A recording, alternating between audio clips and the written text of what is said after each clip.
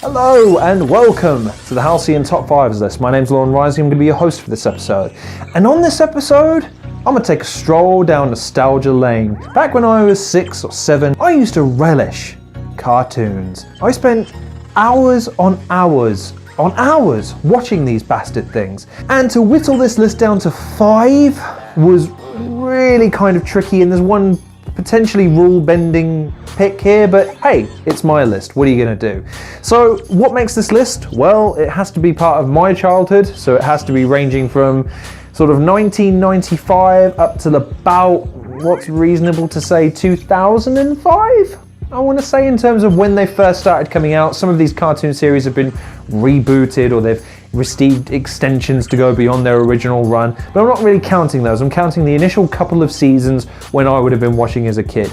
And they bring a tear to my eye sometimes just thinking back to, in terms of what they made me feel, how much they made me laugh, how much they make me think looking back, and how much in awe and how much it inspired me to maybe one day become a cartoonist, illustrator, artist, or indeed content creator. So on this episode of the Halcyon Top 5s list, let's take a look at my top 5 favourite cartoons of all time.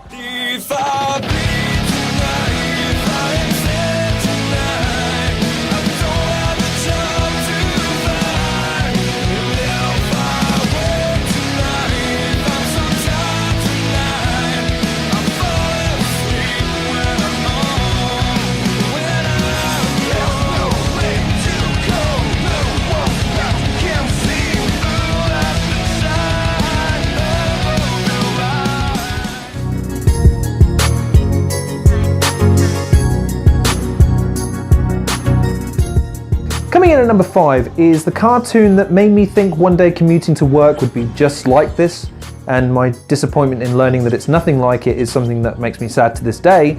It's The Wacky Races.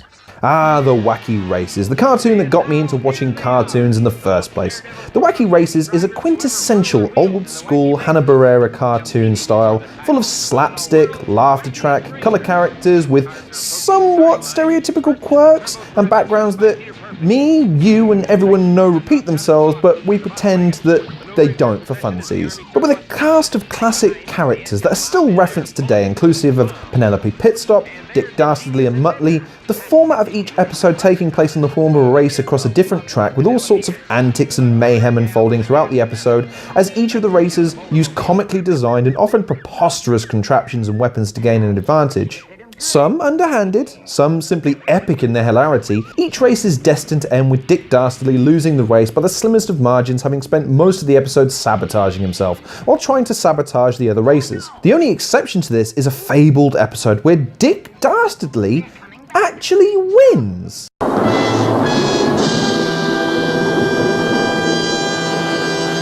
Akin to Tom actually axing Jerry, or Wile E. Coyote catching and devouring the Roadrunner, which just never happened. Now, it's sad. I've never actually seen this episode, and it's something for me to look into when I'm done with this show, I suppose. Nevertheless, it's a great cartoon and one that tickles me to this day. And yes, the animation style hasn't aged very well. It's still charming in its own right, though, and a cartoon that will still be entertaining and funny 100 years from now with every guarantee.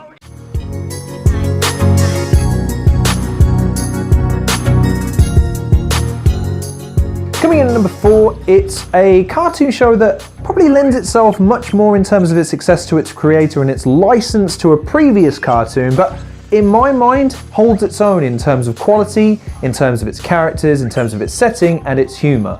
Futurama. The cartoon that showed how funny the same producers of The Simpsons could be. Futurama is a show with a cast of characters that can carry almost any premise to a funny story. With the show having slowed down in recent years, having to stick mainly to one-off movie-long episodes due to a lack of faith and drawing power from those at 20th Century Fox. The show still has quirks and mannerisms that are just as funny as they ever were. The inclusion of Zoidberg in particular was an inspired choice by the creators, in the same vein as Ted in Scrubs, an underdog that ends up stealing every scene he's in, given his natural penchant for getting absolutely destroyed most of the episode, only to make the rare moments where he rises both hilarious and strangely gratifying. Good as new. The core characters like Bender and Fry carry the series to an extent, but the show will draw you in with its world, its incredible production quality, smoothness of animations, along with the show's style which oozes such an incredible sense of atmosphere and imagination in the worlds, and the show takes you to from underwater cities, the fabric of time and space itself, or just a futuristic take on the new New York City in the year 3000. The show is a cartoon that has no sell-by date, given the nature of its comedy with only the occasional cultural reference, and this helps any demographic or any age group the opportunity to enjoy the show in its own merit. And it's a cartoon you can go back and watch even now. I'd recommend you go check this one out, especially if you need more family-friendly cartoons when compared to something like South Park or Family Guy, and especially if you're looking for something that's just as high in humour, in production quality, as its contemporaries.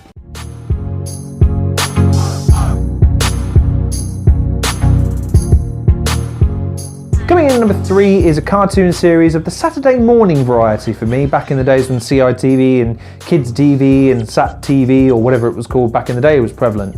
It's Pinky and the Brain. Ah, Pinky and the Brain, my Saturday morning hit of class and wit. Pinky and the Brain is, for my money, one of the most underrated cartoons ever, given its immense ability to satirise real-world issues and the adult nature of its comedy without lapsing into more base and more mature humour, and its ability to do slapstick just as well as any other Warner Bros. Cartoon of its time. The Brain, the megalomaniac evil genius bent on world domination, and Pinky, his nincompoop assistant. Both of them will go on adventures traversing the world, time and space, different scenarios, and every single time the hilarity of their juxtaposition of characters carried the show, along with a really witty script and an immensely funny cast of characters that helped support these two on their route to world domination. And while yes, the Brain often succeeds initially at first, only to fail hilariously later in the episode, the fact that you knew that the formula would always include some kind of preposterous scheme that would involve them getting out of their cage, which was always hilarious in the simplicity of it, made it all the more funny when the events capitulated and they returned to the safety of their lab to plot again, with Pinky exclaiming, "Gee, Brain, what do you want to do tonight?" The same thing we do every night, Pinky. Try to take over the world. Its adult humour will make you laugh even now, especially now that you've grown up and you understand the punchline of many of these jokes, and especially if you're able to go back in time and understand some of the references, even precluding the internet culture that we see today. That's how intelligent these scripts were. Add to this, the animation style was always hilarious, and with that Warner Bros. Feel of, yes, it was violent to a certain degree, but at the same time it was hilariously cartoonistic, it's a safe cartoon and one that I would recommend heartily to anyone.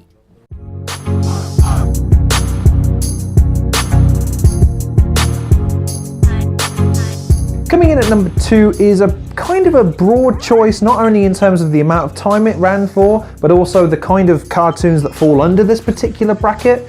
It's the Looney Tunes. And so we come to the Looney Tunes, a broad spectrum of cartoon characters that carry every single demographic, style, humour type, and animation style that there is, with a hilarious cast of different characters such as Bugs Bunny, Daffy Duck, Elmer Fudd, Yosemite Sam, Sylvester and Tweety. These characters are iconic for their catchphrases, their short stories, their musical overtures, and their animation style, precluding any other cartoon these days with the amount of, yes, admittedly harsh violence, but was always toned down enough to make sure that the kids were never scared of the violence. They were always entertained by the absurd nature of it. One of my favourite skits, Bugs Bunny and Daffy Duck, takes place in the midst of the hunting season, with Elmer Fudd choosing to hunt either rabbits or ducks, and the argument that ensues is absolutely hysterical. Daffy Duck is one of the most underrated cartoon characters to this day, having been largely forgotten by the mass populace.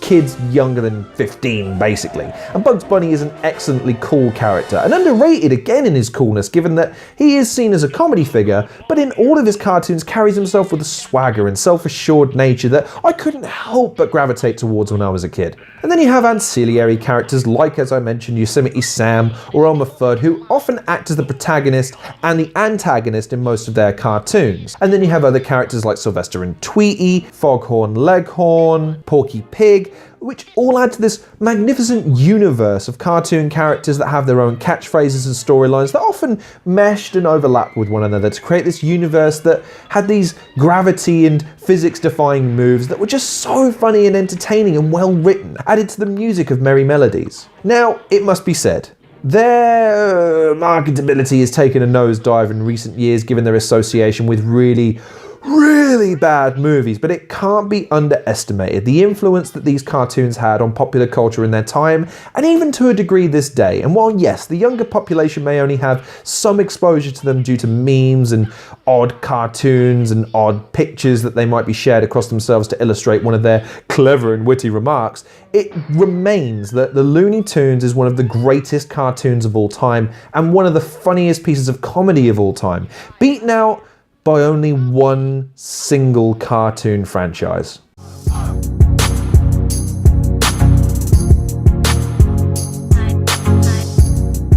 And finally, coming in at number 1, the cartoon that to this day made me laugh, made me think, made me just in awe of its art style, its depth, its creativity, and how much it inspired the next generation of not only cartoons within its genre, but films as well.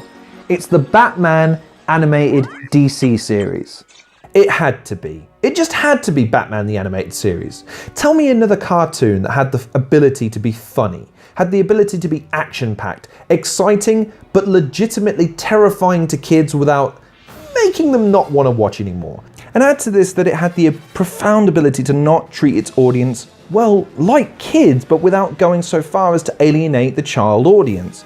I mean, for instance, there's no blood, there's no audible deaths or screams that would be considered too harrowing for a less than mature audience, yet moments like the Joker toxin taking over the faces of its victims was truly terrifying, and Mark Hamill's performance dancing between that hilarity with the Joker being a buffoon at times, but genuinely harrowing as the Joker when he puts on that murderous grin. No way is anybody gonna hurt my pal Sal.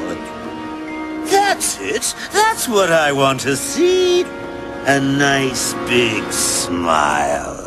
Or his frown crawls across his face. It's indescribable, the electricity that he brought to that role. There's something about scary clowns, you know, that it just creeps people out. But you of all people should know there's plenty wrong with me. Plus, Kevin Conroy as Batman, the definitive Batman for my money, with a voice that matches the character so perfectly, and the character fleshed out just enough, but while maintaining that unique air of mystery and mystique which is crucial for the Batman character. You're not safe here.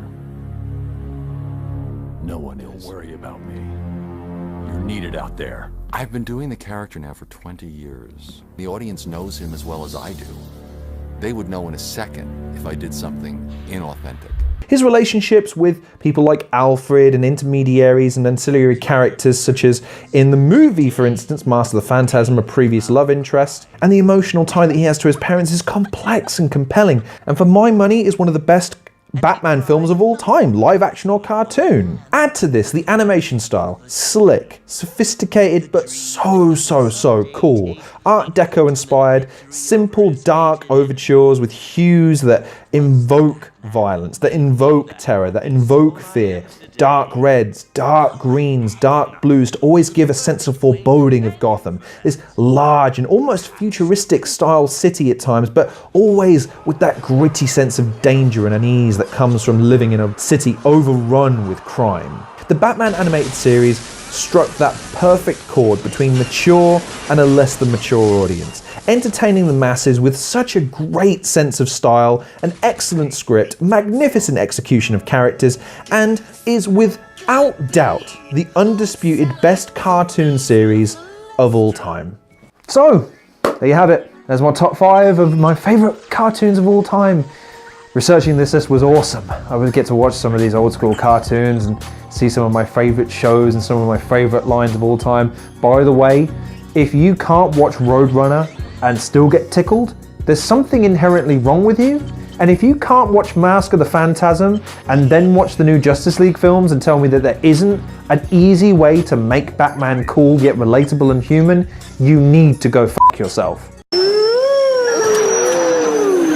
In any event, thank you very much for watching this episode of Halcyon Top 5s Lists. Please like, share, subscribe, leave your suggestions for top 5s list in the comment section below, I should say. If you disagree with any of my choices or feel free to rearrange them or add your own in, then by all means, add them in and I'll be more than happy to debate while you're wrong in the comment section. In the meantime, please check out some of the other content creators in the description below. Check out some of my other content if you wouldn't mind, and also maybe leave a like and a share and subscribe.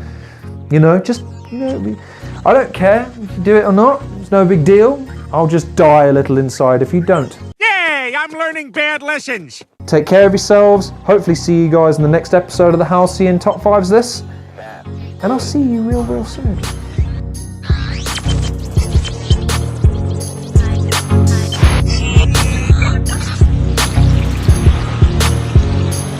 What?